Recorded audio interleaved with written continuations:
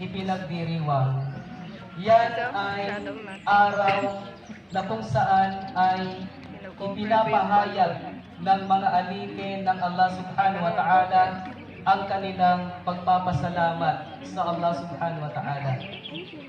Pagpapasalamat sa mga hindi mabilang na mga biyaya na ibinigay ng Allah subhanahu wa ta'ala sa kanyang mga alipin. At sa buwang ito o sa araw na ito ng Idul Fitr na siyang ipinagdiriwang natin ay ang totoong diwa ng pagdiriwang natin ng Eid na ito ay ang pagpapasalamat natin sa Allah subhanahu wa ta'ala.